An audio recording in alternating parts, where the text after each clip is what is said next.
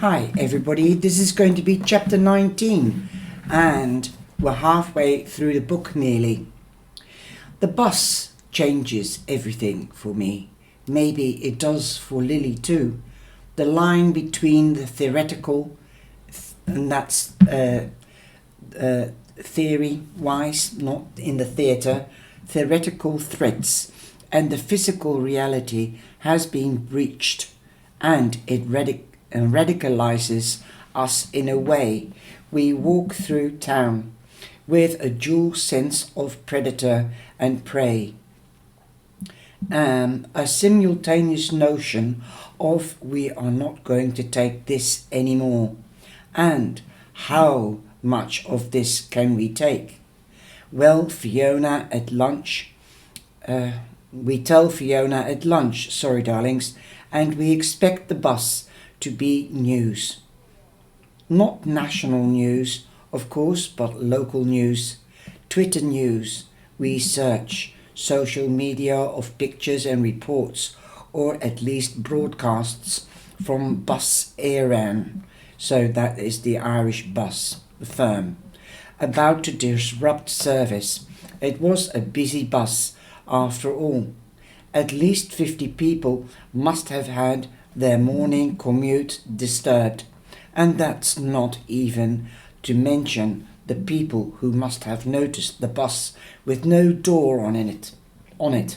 But as it exploded, that was one of the magical things that Lily did. For those that have just popped in, it is really getting exciting. Go back to the chapter 1, it's beautiful, or even to the first series.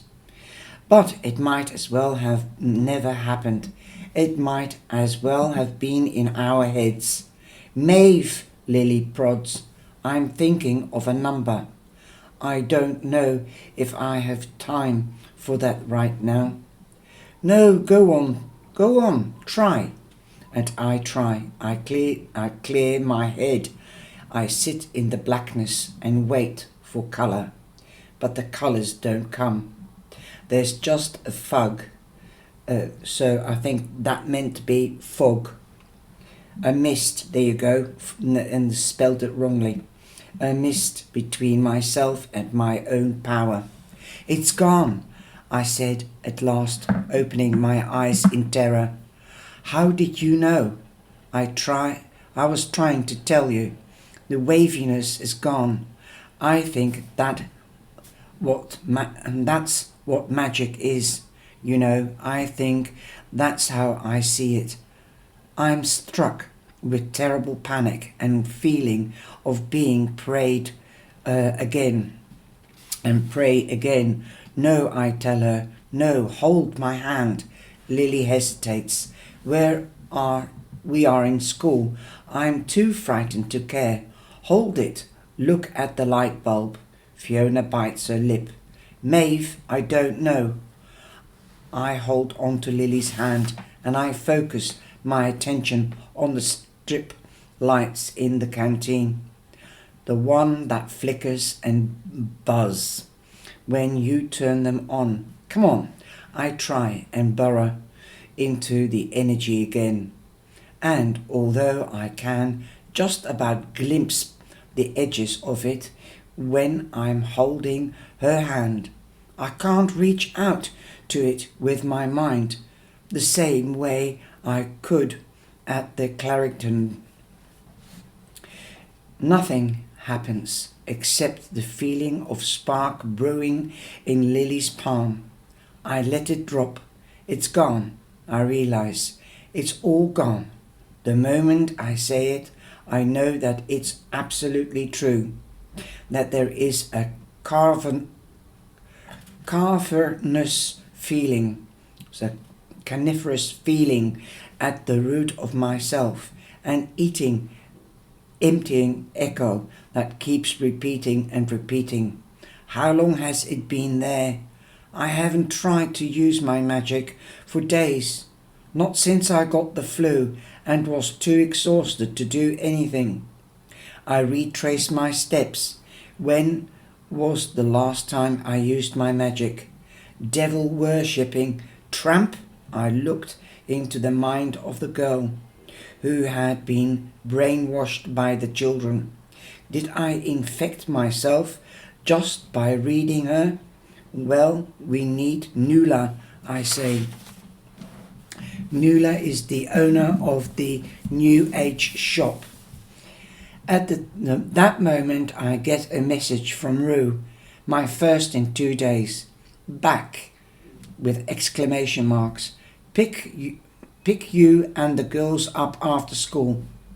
I climb into the front seat and wrap my arms around Rue, breathing in his familiar smell, my body screaming to be held. I phoned him at the end of lunch, explaining everything about the bus, everything about my magic. He didn't say much. He just said that he would pick us all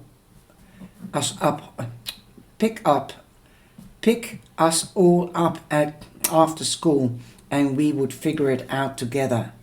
Are you okay? He breathes in my hair. Are you all right? I nod, my forehead nudging his cheek. I press my face deeper into him. I want to cry with the raw relief of being loved. He holds me close. I love you, he says, his voice low. I love you, and we are going to figure out what's happening, okay? Okay. The girls are quiet in the back seat. They don't usually put up with me and Rue cooing at each other, but they are so shocked by the morning's events that they don't even bother to roll their eyes. I lean the full weight of my head against his shoulder as he reverses out of the school car park. What do you do, though? I asked plaintively. Honestly, I don't even feel like I know what's happening anymore. Do you think this is revenge? Vi asks. Do you feel like they are trying to get back at us for crashing the meeting? Are you sure it was them? The children? Rue suddenly says, It wasn't just, a bad driver. We all look at him as he's taking the piss. Oddly though, Rue seems completely serious. The thing is, I say quietly, something weird is happening to me. Inside, I feel so sick and tired of all the time. And now my magic. I look at Rue for comfort, for him to tell me that it's going to be okay. But he just keeps drumming his fingers on the steering wheel in time to the music on the radio. We take the car to the Definition, that's the shop, to find it closed. What?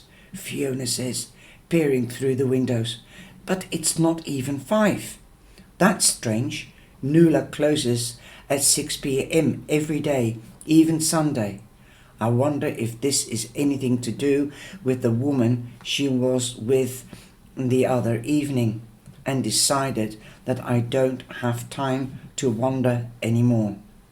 I'm calling her, I say, and when I do, she invites us over without stopping to hear what I have to say. Come on, she says, and come quickly. We drive straight to Nuala's home and surprisingly normal terraced house in the north of the city. This is where she lives, asks Rue, pulling into the driveway. I always assumed she would be in some cottage with a thatched roof or something.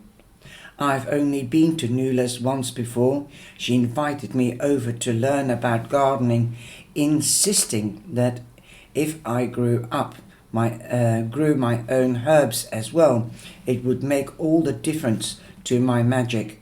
The lesson did not last long before I lost interest and started poking around in her tarot collection. She opens the door to us in her usual uniform of balloon panties and silky wraps. The gang's all here, she proclaims as we file in. Sit down now and I'll put the kettle on. The kitchen is narrow and warm, with only a narrow strip of floor between the dining table and the laminated kitchen unit. It's definitely not a room that is used to hosting 5 people, and Nuala has to take the footrest from the living room and a garden stool from outside, so everyone has a place to sit down. The table is piled high with weathered papers, most of them handwritten, with crystals acting as paperweights. We all sit down, and Lily starts curiously leafing through the written pages. Some of the pages are parchment, some are torn out sheets from yellow legal pad. Some are the double pages ripped from a center of a child's notebook. They seem to be organized by subject rather than material. Elastic bands around the stacks. Lil Rue hisses. Don't be nosy. That's not polite. Ah, not to worry, Rue, says Nuala, squeezing through us to put a loaf of cherry cake on the table. It's all stuff you need to know. We are all given a mug of tea and thick slice of that sweet, sticky cake. Lily picks the glazed cherries out and leaves them on her china plate.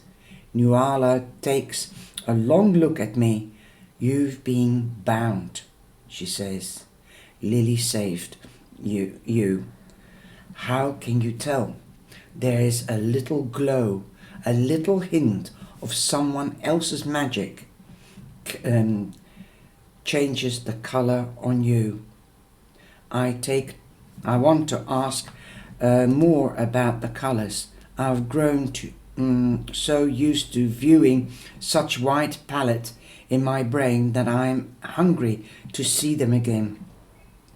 But I don't get a chance to, because Manon, that's a Dutch name, Manon, and Manon, it's in English. So take what suits you or resonates with you. But I'll call her Manon. Appears in the doorway, a long cardigan. Her arms are folded, and there's a silk scarf tied around her head. Oh, squeaks Fiona. Hello, this is Manon. Nuala says with a great deal more warmth than she did when I met Manon the first time. Manon shimmies her fingers very softly, then rests them on my forehead again.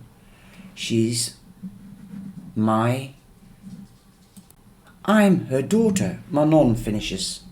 There's no use trying to act casual about this. It's all too shocking for us to properly grasp. What? You? I say, you have a daughter, Fiona. Since when? Me again. You don't look alike, Lily. You don't look alike, Lily. That's what Lily says. Hello, says Rue. Nuala looks nervous, awkwardly averting her gaze, clearly wondering if Manon is offended that her name has never been brought up before. We don't have a relationship, Manon says, her French accent low and slightly detached. Finn left when I was very, very young. That's most probably her partner. It seems strange that she would call Nuala that. I suppose it is short for Fionuela. That's the big name. Nuala is the abbreviation of Fionella. So it's as likely a nickname as any. Maybe it's because Finn is what they use in France to finish a movie. The end. Now I think that's an unfair representation of the facts, Nuala says sharply. We don't have to discuss my childhood with these strangers, Manon replies and picks a stray thread from my cardigan. None of us knows where to look.